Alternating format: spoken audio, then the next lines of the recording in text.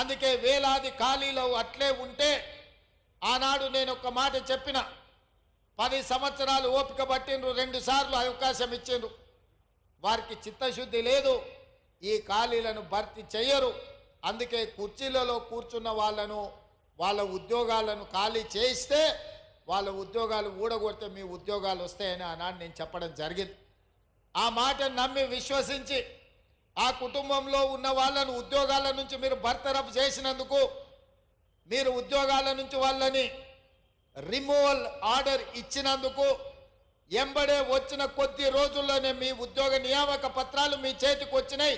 ఈరోజు ఈ వేదిక మీద నుంచి అధికారికంగా ఈరోజు నేను మీ ముందు గర్వంగా నేను చెప్పదలుచుకున్నా, 1947 15 ఆగస్టు భారతదేశంలో కావచ్చు, సెప్టెంబర్ 17 1948 నుంచి ఏ ఒక్క సంవత్సరంలో ఈ 75 సంవత్సరాల స్వతంత్ర భారతదేశంలో ఒక రాష్ట్రం ఒక్క సంవత్సరం లోపల ప్రభుత్వ ఉద్యోగాలు 50,000 పైన నియామకాలు చరిత్రలో జరగలేదు. మొదటిసారి తెలంగాణ రాష్ట్రంలో మన ప్రభుత్వం, ప్రజాప్రభుత్వం, ప్రభుత్వ ఉద్యోగాలు 50,000 పైగా నియామకాలను చేపట్టి ఈ దేశ చరిత్రలోనే ఒక గొప్ప చరిత్రను నెలకొల్పడం జరిగింది ఈరోజు. అందుకే నిరుద్యోగ యువకులు ప్రభుత్వం నోటిఫికేషన్ ఇచ్చిందంటే 100% పరీక్షలు నిర్వహించి ఫలితాలను ప్రకటించి ఉద్యోగ నియామకాలు పత్రాలు అందజేస్తారని ఈ ప్రభుత్వం మీద సంపూర్ణమైన విశ్వాసం, నమ్మకంతో, ఏకాగ్రతతో చదువుకుంటూ ఈరోజు పోటీ పరీక్షలకు ఈరోజు ప్రిపేర్ అవుతున్నారు. దానికి ఉదాహరణ టీచర్ల నియామకం. డిఎస్సి నోటిఫికేషన్ ఇచ్చినప్పుడు ఎన్నో రకాల అనుమానాలు, ఎంతోమంది పరీక్షలు వాయిదా వేయాలి అని రోడ్ల మీదకి వచ్చారు. కొంతమంది రాజకీయ ప్రేరేపితమైన కృత్రిమంగా ఆందోళనలు చేపట్టిన. నేను ఖచ్చితంగా చెప్పిన, గత 10 సంవత్సరాలలో ఉద్యోగ నోటిఫికేషన్ల కోసం, పోటీ పరీక్షల నిర్వహణ కోసం లక్షలాది మంది రోడ్ల మీదకి వచ్చిన విద్యార్థులారా, మీరు ఆలోచన చేయండి. పరీక్షలు వాయిదా వేస్తే ప్రభుత్వంలో ఉన్న వాళ్ళకు పోయేది ఏమీ లేదు. పరీక్షలు వాయిదా వేస్తే మీ కాలం, మీ జీవితం, మీ అవకాశాలు సన్నగిల్లుతాయి. మీ తల్లిదండ్రులకు మీ మీద, ప్రభుత్వం మీద నమ్మకం, విశ్వాసం పోతుంది.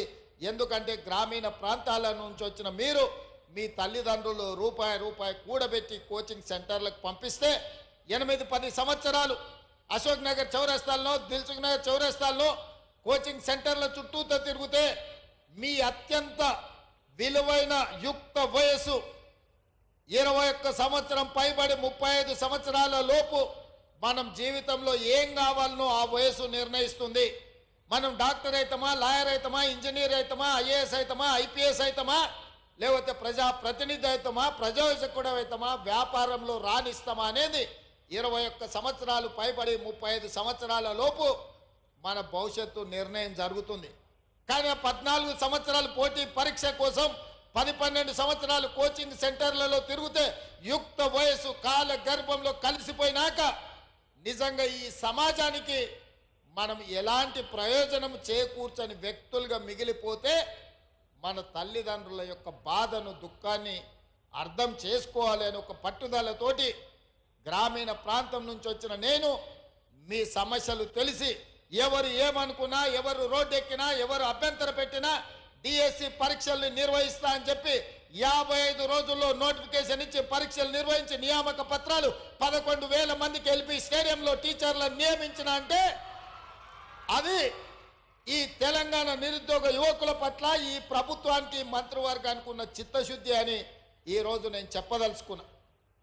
ఇవాళ 50,000 ఉద్యోగాలు ఇచ్చినామంటే ఇవాళ మా కుటుంబంలో మా మంత్రుల పిల్లలకు, మా ఎమ్మెల్యేల పిల్లలు మేము ఎవ్వరం ఉద్యోగాలు తీసుకోలేదు 90% నాకు తెలిసినంత వరకు.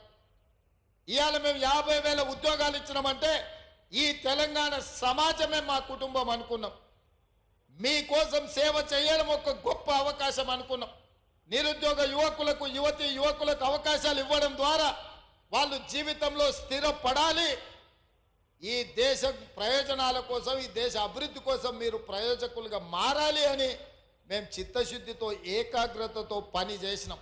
ఎంతోమంది తిట్టిండ్రు, ఏం పోయేకాలం ఈ ముఖ్యమంత్రికి పరీక్షలు వాయిదా వేయమంటే ఎందుకు వేస్తలేడు అని. నేను ఒకటే నిర్ణయించుకున్నా, వాయిదాలు వేస్తే లక్షలాది మంది నిరుద్యోగ యువకులు కోచింగ్ సెంటర్ల చుట్టూ తిరుగుతూనే తల్లిదండ్రులకు భారం అవుతారు. ఆ భారము మొయ్యలేని పరిస్థితిలో తల్లిదండ్రులకు తమ మొహం చూయించలేక పిల్లలు ఆత్మహత్యలు చేసుకుంటారు.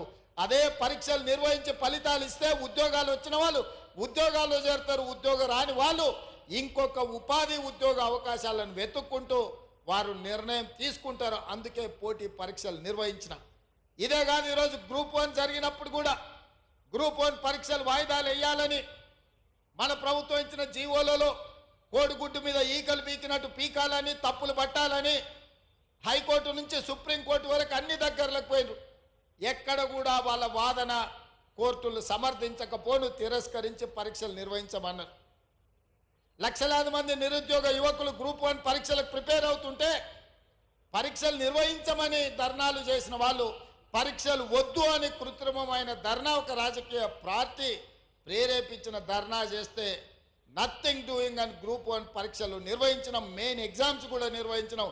తొందరలోనే తెలంగాణ రాష్ట్రానికి 2011 తర్వాత గ్రూప్ 1 పరీక్షలే నిర్వహించలేదు. ఉమ్మడి రాష్ట్రంలో 2011లో గ్రూప్ 1 నియామకాలు జరిగితే ఇవాళ 2024కు వచ్చినాం. 13 సంవత్సరాల తెలంగాణ రాష్ట్రంలో గ్రూప్ 1 ఉద్యోగ అవకాశాలు నిరుద్యోగ యువకులకు రాలేదు. ఆనాటి ప్రభుత్వం 2017లో నోటిఫికేషన్ ఇచ్చినా పరీక్షలు నిర్వహించకుండా వాయిదాలు పెట్టుకుంటూ నిర్వహించిన పరీక్షలు ప్రశ్నాపత్రాలు జిరాక్స్ సెంటర్లలో అమ్ముతుంటే ఆ రోజు ఖచ్చితంగా మాట ఇచ్చిన అధికారంలోకి వచ్చిన ఎంబడే గ్రూప్ 1 పరీక్షలు నిర్వహిస్తాం, ఖాళీలను భర్తీ చేస్తామని ఇవాళ గర్వంగా నేను చెప్తున్న. తెలంగాణ పబ్లిక్ సర్వీస్ కమిషన్ సంబంధించిన ఈ రోజు రిటైర్ అవ్వబోతున్న మహేందర్ రెడ్డి గారు చైర్మన్ గా చాలా దీక్షతో ఈ పరీక్షలను నిర్వహించి ఈ రోజు మెయిన్ ఎగ్జామ్స్ కూడా కంప్లీట్ చేసిండ్రు. తొందరలోనే 563 మంది గ్రూప్ 1 అధికారులను ఈ తెలంగాణ నిర్మాణంలో భాగస్వాములను చేయబోతున్నాం. ఇవాళ ప్రక్షాళన చేసిన తెలంగాణ పబ్లిక్ సర్వీస్ కమిషన్ మా పనితనానికి ఒక గీటురాయి. చిన్న ఆరోపణ లేకుండా ఈరోజు పబ్లిక్ సర్వీస్ కమిషన్ పనిచేస్తుంది. మహేందర్ రెడ్డి గారి స్థానంలో సర్వేల్ రెసిడెన్షియల్ నుంచి ఐఏఎస్ పొందిన అతి నిరుపేద కుటుంబం నుంచి వచ్చిన ఒక ఐఏఎస్ ఆఫీసర్ బుర్రా వెంకటేశంని 3.5 సంవత్సరాలు ఇంకా ఐఏఎస్ ఉన్నా అతన్ని ఈరోజు పబ్లిక్ సర్వీస్